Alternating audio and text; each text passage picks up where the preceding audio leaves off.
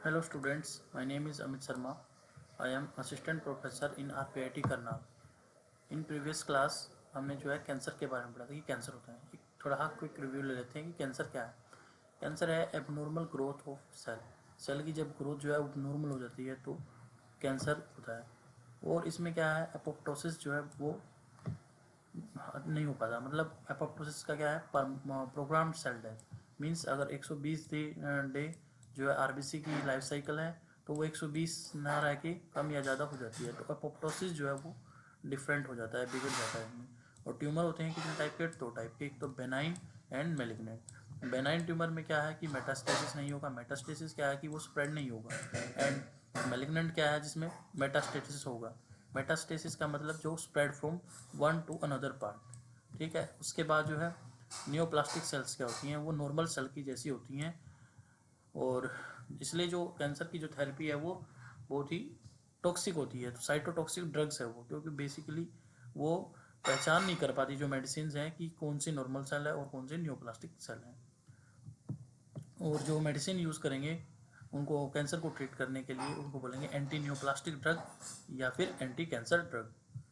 अब कौन कौन सी अप्रोच है जो हम कैंसर को ट्रीट करने के लिए यूज़ कर सकते हैं. जैसे कीमोथेरेपी का यूज़ कर सकते हैं. कीमोथेरेपी में हम वेरियस टाइप्स ऑफ केमिकल्स दे सकते हैं, एंटीबायोटिक्स दे सकते हैं. एंड उसके बाद है इम्यूनोथेरेपी.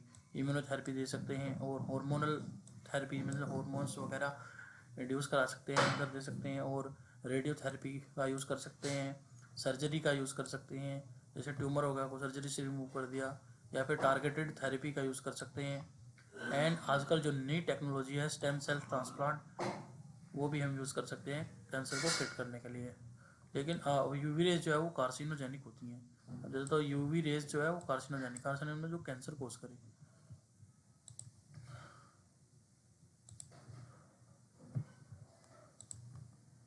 नेक्स्ट, अब एंटी कैंसर ड्रग क्या होती हैं. एंटी कैंसर ड्रग की डेफिनेशन क्या है. तो anti cancer drug are the medicine use to treat cancer. जो कैंसर को ट्रीट करने के लिए यूज़ करेंगे वो एंटी कैंसर ड्रग होंगी. ये कैसे करती हैं काम. They work in different ways. सबका अलग अलग काम है. To stop cancer cell from growing, spreading और सर्वाइविंग. अब फर्स्ट जो हम क्लासिफिकेशन करेंगे वो टारगेटेड थेरेपी का है. बेसिकली हम टारगेट पकड़ लेंगे, उसी के अकॉर्डिंग हम मेडिसिन को देंगे. तो जैसे कि टारगेटेड थेरेपी में CD20 सेल. ये CD20 जो है वो प्रोटीन है जो बेसिकली कुछ ही सेल्स पे मिलता है. तो बी सेल्स पे मोस्टली बी सेल की सरफेस पे मिलता है. तो इसको हम तो इसमें इसको टारगेट करेंगे. तो इसके अंदर जो मेडिसिन देंगे हम रितुबीमैब. तो इस CD20 सेल्स पे जो एक्ट करेगी वो रितुबीमैब. एंड प्रोटियोजम्स. प्रोटियोजम्स में हम बोर्तेजोनिक देंगे. बेसिकली प्रोटियोजम में सरफेस प्रोटीन प्रेजेंट होते हैं. तो प्रोटियोजम्स का क्या काम है.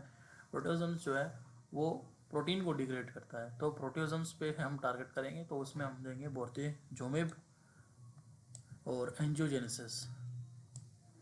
एंजियोजेनेसिस बेसिकली एक प्रोसेस होती है formation of new blood vessels. जो न्यू ब्लड वेसल्स बनने की जो प्रोसेस है उसको बोलते हैं एंजियोजेनेसिस. तो अब जोन सी मेडिसिन हमने एंजियोजेनेसिस को टारगेट किया है तो इसमें हम बेवाकीजुमाब, सुनातिनिब एंड सराफितिनिब, तो 3 मेडिसिन देंगे जो कि टारगेटेड थेरेपी के अंदर आएंगी. उसके बाद EGFR प्रोटीन प्रेजेंट होता है. इस पर जो एक्ट करेंगी मेडिसिन जैसे जेफिटिनिब, अर्लोटानिब, सेतुविमैब, त्रास्टुनिब एंड लापतानिब. और जो जेफिटिनिब है वो ओरल कैंसर के लिए यूज़ होती है. तो जेफिटिनिब जो है ओरल कैंसर में यूज होती है, याद रखना. Gefitinib is use in oral cancer जो बेसिकली मुंह का कैंसर है. और BCRAE जो है इसमें हमारे निलोटिनिब, इमिटिनिब एंड दोसातिनिब, ये 3 मेडिसिन यूज होंगी BCRAE में. और इसमें ब्लड कैंसर में यूज होती हैं ये तीनों मेडिसिन जो है use in blood cancer. So this is all about anti cancer drug and targeted therapy drug. Thank you students. ऐसे ही मोर इन्फॉर्मेटिव वीडियोज़ के लिए हमारे चैनल RPIT को सब्सक्राइब करें, लाइक करें एंड शेयर करें. जय हिंद, जय भारत.